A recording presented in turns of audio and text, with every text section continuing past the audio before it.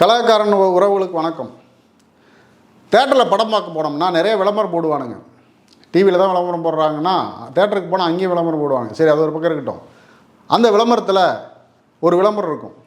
என்னதான் ஆச்சு நம்ம ஊருக்கு, சாம்பல் மேடுகளும் புகை மண்டலங்களும் அப்படின்னு ஒரு விளம்பரம் ஒன்று பார்த்துருப்பீங்க.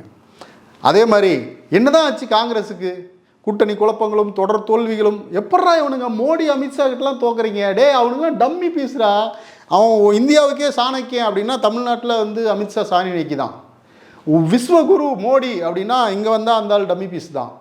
இப்படி நாங்கள் லெஃப்ட் ஹேண்டில் டீல் பண்ணிகிட்டு இருக்கு தமிழ்நாட்டை இந்த காவி கும்பலை பிஜேபி கும்பலைன்னா அந்த இருக்கிறதுலே அடி முட்டாளுங்க அவனுங்கிட்ட போய் இவங்க தோக்குறீங்களேடா அப்படின்னு நமக்கே ஒரு குழப்பமாக இருக்கும்.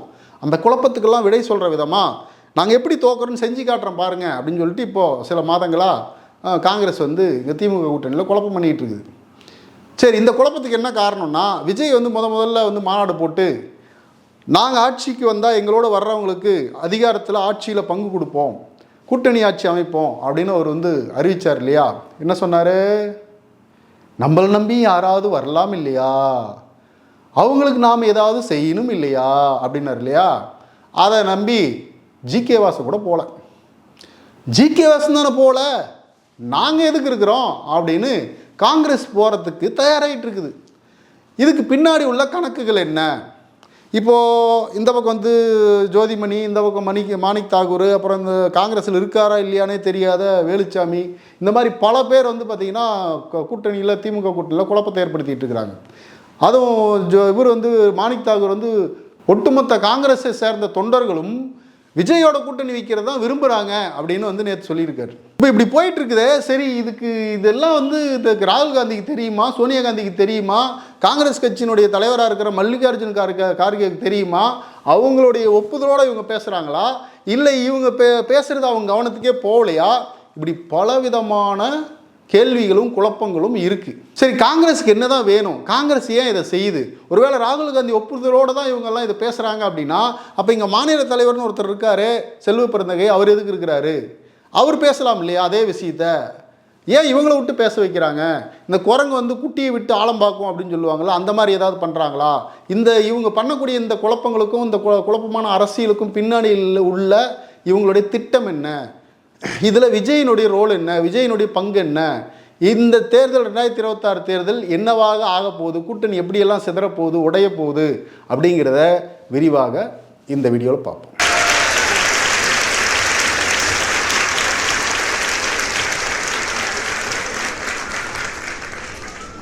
நம்ம வீடியோக்குள்ளே போகிறதுக்கு முன்னாடி நம்ம கடந்த சில வீடியோக்களில் திருக்குறளை மிஸ் பண்ணிட்டோம்.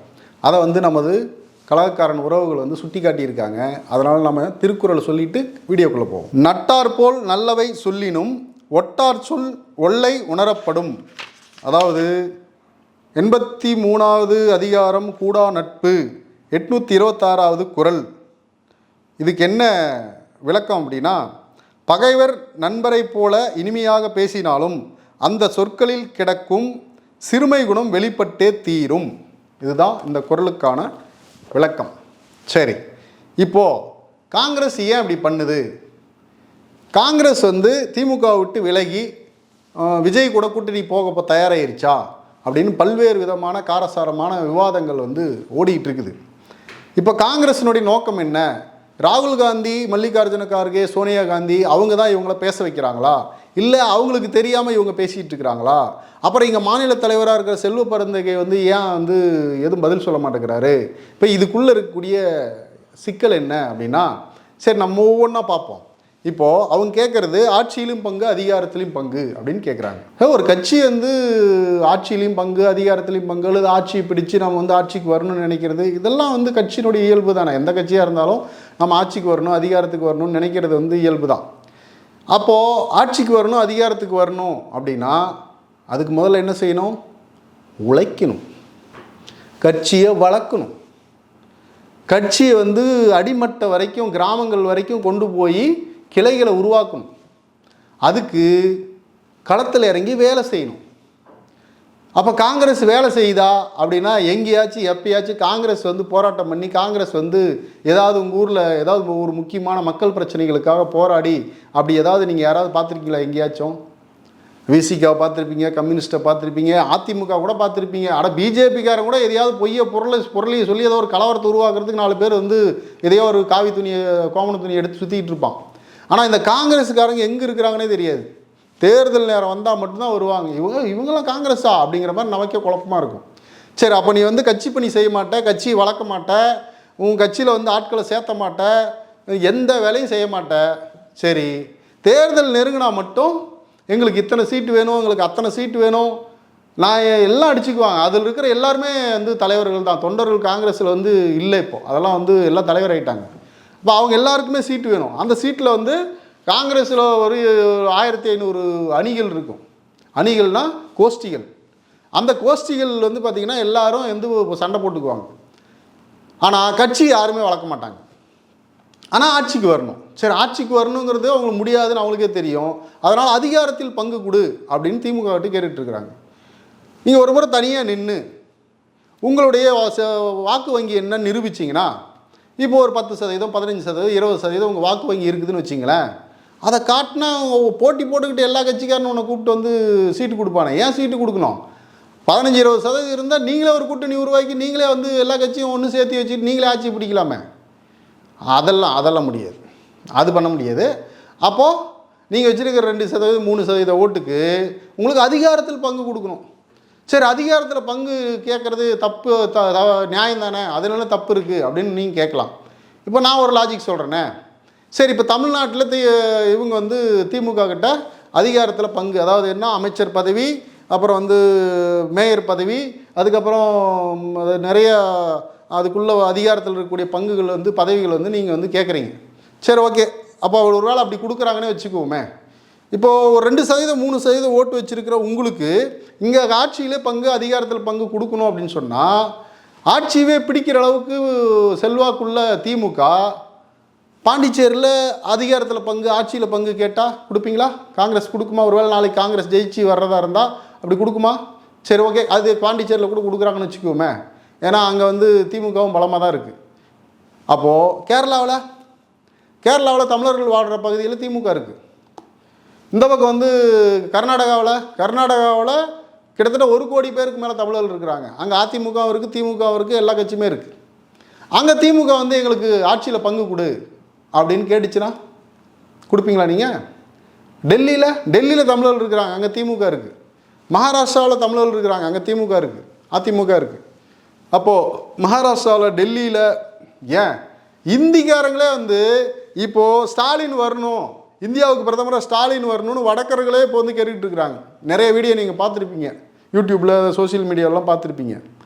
அப்போது ஸ்டாலினுடைய செல்வாக்கு அகில இந்திய அளவில் வளர்ந்து நிற்கிது.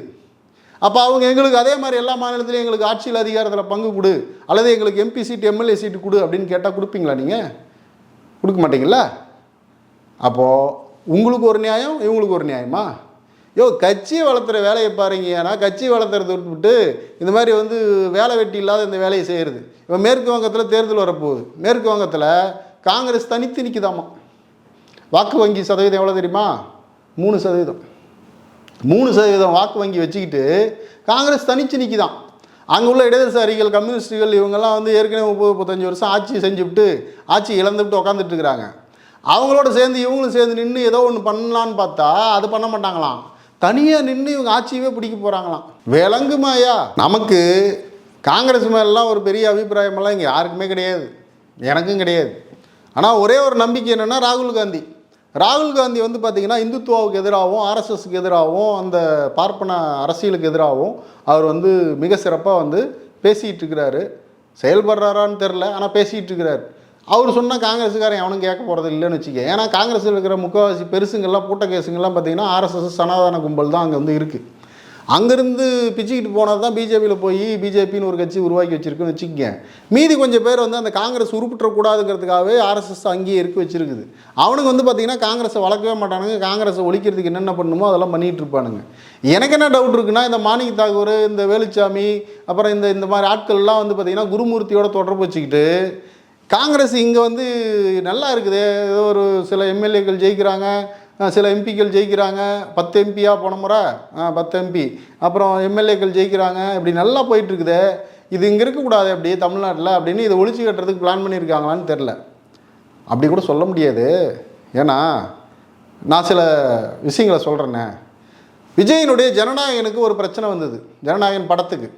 அந்த படத்துக்கு வந்து பார்த்திங்கன்னா ராகுல் காந்தி ஆதரவு தெரிவிக்கிறார். அந்த ஜனநாயகன் படத்துக்கு வந்து விஜய்க்கு ஆதரவாக ஒரு ட்வீட் போடுறாரு, பேசுகிறார்.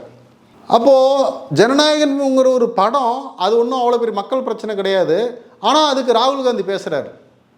சரி, ராகுல் காந்தி பேசினார். அப்புறம் நம்ம முதலமைச்சர் ஸ்டாலினும் பார்த்திங்கன்னா இந்த மாதிரி சென்சார் போர்டை கையில் வச்சுக்கிட்டு நீங்கள் வந்து இதெல்லாம் பண்ணுறீங்க அப்படின்னா அவரும் ஒரு அறிக்கை விட்டார்னு வச்சுக்கோங்க. அது ஒரு அரசியல் நாகரிகம், ஜனநாயக முறைன்னு வச்சுக்கலாம். ஆனால் இவங்க இந்த மாணிக் தாகூர் இவங்கெல்லாம் பண்ணுற இந்த குழப்பம் ராகுல் காந்தி காதுக்கு போகலையா, அல்லது ராகுல் காந்தியே இவங்களை அப்படி குழப்பம் பண்ண சொல்லி பண்ண வைக்கிறாரா அப்படின்னு கேள்வி எழுது இல்லை. அதுக்கு பின்னாடி ஒரு கணக்கு இருக்குது காங்கிரஸுக்கு. என்ன கணக்குன்னா, தமிழ்நாட்டில் போலவே தற்குறிகள், அதாவது டிவிகே மடக்கு ஊதிகள், கேரளாவிலையும் வந்து இளைய தலைமுறையினர் நிறைய பேர் பெண்களும் ஆண்களும் இருக்கிறாங்க. தமிழ்நாட்டில் எப்படி வந்து பாலாபிஷேகம் கட் அவுட் வச்சு இதெல்லாம் பண்ணுறாங்களோ அது மாதிரி விஜய்க்கு அங்கேயும் வந்து பார்த்திங்கன்னா இளைய தலைமுறையினர் வந்து மிகப்பெரிய ஃபேன் பேஸ் அங்கே வந்து இருக்குது. இப்போ கேரளாவில் தேர்தல் வரப்போகுது, அங்கே கம்யூனிஸ்ட் ஆட்சியில் இருக்குது, அடுத்து ஆட்சி பிடிக்க வேண்டிய காங்கிரஸு. அப்போ காங்கிரஸுக்கு விஜயினுடைய இந்த ஆதரவு இருந்துச்சுன்னா அங்குள்ள விஜய் ரசிகர்கள் காங்கிரஸை ஆதரிப்பாங்க, அது நமக்கு வந்து அங்கே ஆட்சி பிடிக்கிறதுக்கு உதவும் அப்படின்னு காங்கிரஸ் மேலிடம் கணக்கு போடுவதாக நமக்கு தகவல் கிடைச்சிருக்கு. இங்கே மட்டும் இல்லை, கர்நாடகாவிலையும் கொஞ்சம் விஜய்க்கு ஆதரவு இருக்குது, அப்புறம் ஆந்திராவிலையும் இருக்குது, இப்படி நிறைய இருக்குதுன்னு வச்சுக்கோங்க. இதை நம்பி, அதாவது அரசனை நம்பி புரசனை கைவிட்ட கதையா, விஜய் வந்து நமக்கு ஃபேவராக இருந்தால் நமக்கு கேரளாவில் மற்ற ஸ்டேட்டில் வந்து நமக்கு கொஞ்சம் ஓட்டு கிடைக்கும் அப்படின்ட்டு இங்கே வந்து தமிழ்நாட்டில் 10 எம்பி சொலையா அதை வந்து விட்டுட்டு நாசமாக போகிறதுக்கு தயாராகிட்டு இருக்கிறாங்க. இது தலைமைக்கு தெரிஞ்ச, காங்கிரஸ் தலைமைக்கு அவங்களுக்கு தெரிஞ்சு தான் இந்த பிளானை வந்து போட்டு பண்ணிக்கிட்டு இருக்கிறாங்க. இப்போ தெரியுது அவங்களுக்கு எப்படி ஒவ்வொரு ஸ்டேட்லேயும் வந்து இவங்க காங்கிரஸ் நாசமாக போகுது அப்படின்னு. இப்படி தான் இவங்க வந்து பார்த்திங்கன்னா மேற்கு வங்கத்தில், மகாராஷ்டிராவில், அப்புறம் வந்து உத்தரப்பிரதேசத்தில் இங்கெல்லாம் வந்து ஈஸியாக ஜெயிக்க வேண்டிய இடத்துலலாம் இந்த மாதிரி லூஸ்தனமான கணக்கெல்லாம் போட்டு மொத்தத்தையும் கோட்டை விட்டு தான் கூட சேர்றவங்களையும் தோக்க வச்சு தானும் தோற்று தானும் உருப்பிடாமல் அவங்களையும் உருப்படி இல்லாமல் பண்ணுறது. பிஜேபி என்ன பண்ணுன்னா தான் கூட சேர்றவனை வந்து உறிஞ்சி தான் கட்சி வளர்த்துக்கும், பிஜேபி வளர்ந்துடும், அந்த கூட சேர்ந்தவனை வந்து காலி பண்ணிடும்.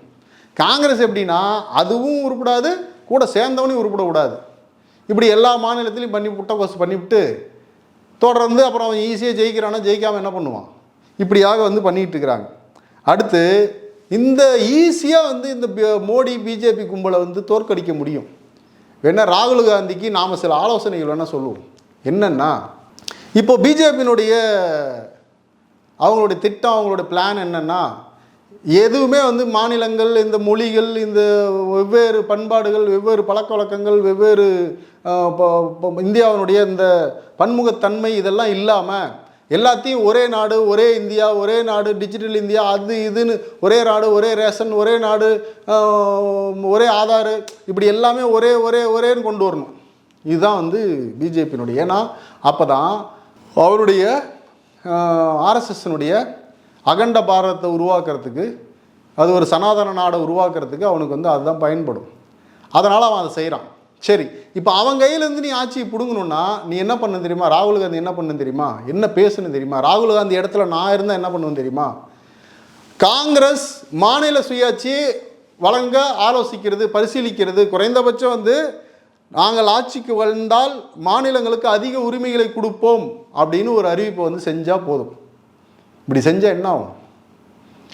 எல்லா மாநில கட்சிகளும் காங்கிரஸ் ஆட்சிக்கு வரணும்னு அவன் வேலை செய்வான்.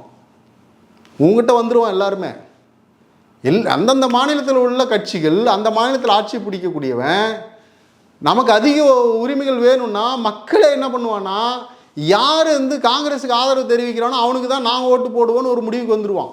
அப்படி முடிவுக்கு வந்தால் அங்குள்ள மாநில கட்சிகள், அங்குள்ள பிராந்திய கட்சிகள் என்ன பண்ணுன்னா காங்கிரஸ் ஆதரிக்க ஆரம்பிச்சிடும்.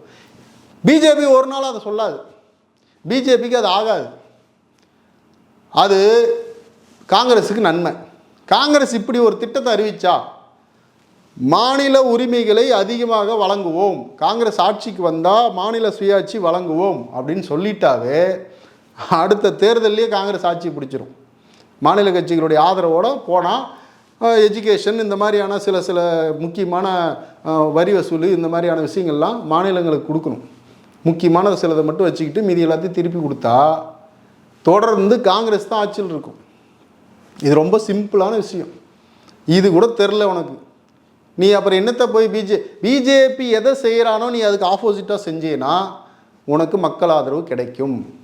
திமுக ஏன் வந்து இங்கே ஜெயிக்குதுன்னா பிஜேபி செய்கிற அத்தனையும் திமுக எதிர்த்து செய்யுது. அதுதான் திராவிட இயக்கத்தினுடைய கொள்கை. பிஜேபி ஆரிய கொள்கை, இது திராவிட கொள்கை. இந்த திராவிட கொள்கை என்பது சமத்துவம், சகோதரத்துவம், மனிதநேயம், எல்லாருக்கும் எல்லாம் அப்படிங்கிறது. இது எல்லாமே வந்து ஜாதி, வர்ணாசிரமம், மத பிரிவினை, மத கலவரம், இந்தியாவை இந்து நாடாக மாற்றுறது, சனாதன நாடாக மாற்றுறது, இதெல்லாம் இதுக்கு எதிராக இது நிற்கிது. அதனால தான் இங்கே பேராதரவு இருக்குது. இதே பாயிண்ட்டை, இதே விஷயத்தை ராகுல் காந்தி கையில் எடுத்தார்னா இந்தியா முழுவதும் உள்ள ஒடுக்கப்பட்ட மக்கள், பிற்படுத்தப்பட்ட மக்கள் வந்து காங்கிரஸுக்கு ஆதரவாக நிற்பான். ஆனால் அவன் வந்து ஹார்டு இந்துத்துவா, நீ வந்து சாஃப்ட் இந்துத்துவா அப்படின்னு பேசுனேன்னா ஹார்டு இந்துத்துவாவுக்கு தான் ஓட்டு போடுவான். உனக்கு எதுக்கு போடணும்? இது சின்ன லாஜிக். இது கூட உனக்கு தெரில. அதாவது இந்த பிஜேபி வளர்ந்ததுக்கு காரணமே காங்கிரஸ் தான். எப்படின்னு கேட்குறீங்களா? குஜராத்தில் ஒரு இனப்படுகொலை நடத்தினாங்க. ஆயிரக்கணக்கான இஸ்லாமியர்களை, சிறுபான்மையினரை வந்து கொன்று குவிச்சாங்க 2002. அதுக்கப்புறம் காங்கிரஸ் தான் ஆட்சிக்கு வந்தது. 10 வருஷம் காங்கிரஸ் ஆட்சியில் இருந்தது. அந்த குஜராத் கலவரத்தில் ஏகப்பட்ட எவிடன்ஸ் வந்து மோடிக்கு எதிராக, அமித்ஷாக்கு எதிராக இருந்தது. அன்னைக்கு காங்கிரஸ் இவங்க 2 பேரையும் இருக்கிற எவிடன்ஸை வச்சு இன்னும் எவிடன்ஸுகளை கலெக்ட் பண்ணி இவங்களை வந்து குற்றவாளி கூண்டில் ஏற்றி இவங்களுக்கு தண்டனையை வாங்கி கொடுத்துருந்தா பிஜேபி காணாமல் போயிருக்கும். ஆனால் காங்கிரஸ் அதை செய்யலை. காங்கிரஸுக்குள்ளே இருக்கிற ஆர்எஸ்எஸ்காரர்கள் அதை செய்யலை. அப்போது மோடியையும் அமித்ஷாவையும் காப்பாற்றினாங்க. ஒரு நீதிபதி கொலை செய்யப்பட்டார், சாட்சி சொல்ல வந்தவங்க கொலை செய்யப்பட்டார்கள், பல இது அரசுக்கு வந்து சாட்சியாக இருந்தவர்களை வந்து கொல்லப்பட்டார்கள், மர்மமாக கொல்லப்பட்டார்கள். இப்படி பல இருக்குது. இது எல்லாத்தையும் வந்து குழி தோண்டி புதைச்சி அமித்ஷாவையும் மோடியும் காங்கிரஸ் காப்பாற்றி விட்டுச்சு. சரி, இப்படி தான் வந்து இப்போ பிஜேபி கிட்ட வந்து இப்படி ஒரு இறக்க குணம் காட்டி மோடி, அமித்ஷா பிஜேபி கும்பலை காப்பாற்றுச்சு இல்லையா? ஆனால் 2Gங்கிற ஒன்றுமே இல்லாத ஒரு விஷயத்தை, இது நடந்தது, ஆதாரம் இருக்குது, எவிடன்ஸ் இருக்குது, சாட்சிகள் இருக்குது, எல்லாமே இருக்குது. ஆனால் இவங்க மேலே நடவடிக்கை எடுக்கலை.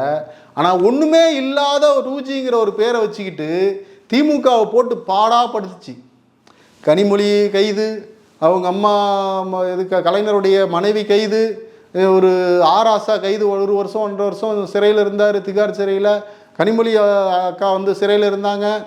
கடைசியாக வந்து சிபிஐ கோர்ட்டில் நேரடியாக வந்து ஆராசா அண்ணா வாதாடி அவர் வந்து சிபிஐ தொடர்ந்து வாய்தான்னு வாங்கி அவரும் தொடர்ந்து வக்கீலே வச்சுக்காம அவரே வாதாடி சிபிஐயில் எந்த ஆதாரத்தையும் கொண்டு வந்து கொடுக்க முடியலன்னு சொல்லிட்டு கோர்ட்டு கண்டித்து இது வந்து சிபிஐயால் நிரூபிக்க முடியலன்னு சொல்லிட்டு கடுமையான கண்டனங்களை தெரிவித்து அந்த கேஸ் வந்து குற்றமற்றவர் ஆராசா, கனிமொழி இவங்கெல்லாம் குற்றமற்றவர்கள், இது புனையப்பட்ட ஒரு பொய் வழக்கு அப்படின்னு சொல்லிட்டு ரத்து பண்ணிச்சு நீதிமன்றம்.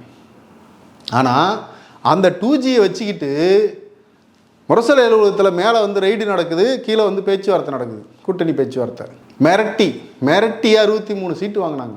இவ்வளோ கடுமையை வந்து கூட இருக்கிறவங்ககிட்ட காட்டுறது யார்? கூட்டணி கட்சிக்கிட்ட காட்டுறது. ஆனால் பிஜேபி, மோடி, அமித்ஷா கும்பல் கொலை பண்ணி அதுக்கான ஆதாரங்களே இருந்தாலும் அவங்கள வந்து தப்பிக்க விடுறது. அவங்கள தப்பிக்க விட்டதனுடைய விளைவு தான் காங்கிரஸ் இன்றைக்கி அனுபவிச்சுட்டு இருக்குது. அன்றைக்கி நீங்கள் அவங்களுக்கு மேல் சரியான நடவடிக்கை எடுத்திருந்தீங்கன்னா இன்றைக்கி பிஜேபி கிடையாது. புரியுதா உங்களுக்கு?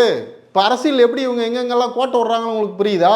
அப்புறம் பார்த்தீங்கன்னா ராஜீவ்காந்தி படுகொலை திமுக தான் காரணம், விடுதலை புலிகளோட சேர்ந்து திமுக தான் வந்து ராஜீவ்காந்தி கொன்னுடுச்சு அப்படின்னு அப்போது ஒரு முறை திமுகவுக்கு மிகப்பெரிய ஒரு சேதத்தை வந்து ஏற்படுத்தி ஜெயலலிதாவோடு காங்கிரஸ் சேர்ந்து ஜெயிச்சிச்சு. சரி, அப்புறம் மறுபடியும் திமுக கூட வந்து சேர்ந்துச்சு. சரி, 2009 புலிகள் ஈழம் அழிக்கப்பட்டது, ஈழத்தமிழர்கள் கொல்லப்பட்டார்கள், அதுக்கு திமுக தான் காரணம் அப்படின்னு அதுக்கு ஒரு முறை வந்து தண்டனை எழுதிச்சு. காங்கிரஸ் தான் காரணம், திமுக தான் காரணம்னு சொல்லிட்டு அதுக்கு ஒரு முறை காங்கிரஸோடு சேர்ந்ததுக்காக திமுகவுக்கு ஒரு தண்டனை. இப்படி தொடர்ந்து காங்கிரஸோடு சேர்றதுனால பார்த்தீங்கன்னா திமுகவுக்கு நஷ்டம்தான். இழப்புகள் தான், அரசியல் அது இழப்புகள் தான். ஆனால் இது எல்லாத்தையும் தாண்டி நீங்கள் இதுக்கு முன்னாடி சேட்டப் பண்ணும்போது இருந்தது கலைஞர். அவருக்கு எல்லாமே தெரியும். ஆனால் அவர் கொஞ்சம் இறக்க குணம் உள்ளவர். அவர் வந்து பார்த்திங்கன்னா சரி சரின்னு விட்டு விட்டு போவார். ஆனால் தம்பி, இன்றைக்கி இருக்கிறது முத்துவேல் கருணாநிதி ஸ்டாலின். அவர் எச்ராஜா கிட்ட கீழே அவர் யாருன்னு சொல்லுவார்? ஸ்டாலின் இஸ் மோர் டேஞ்சரஸ் தென் கருணாநிதி. அது இன்னும் உங்களுக்கு தெரில, நீங்கள் இன்னும் உணரல. அதை கூடி சீக்கிரம் உணருவீங்க.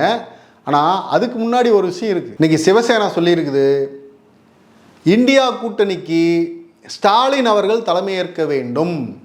சரி, சிவசேனா மட்டும் சொல்லல, காங்கிரஸ் கட்சியை சேர்ந்த சில பேரே சொல்லியிருக்காங்க இந்தியா கூட்டணிக்கு ஸ்டாலின் வந்து தலைமையேற்க வேண்டும் அப்படின்னு அறிவிச்சிருக்காங்க.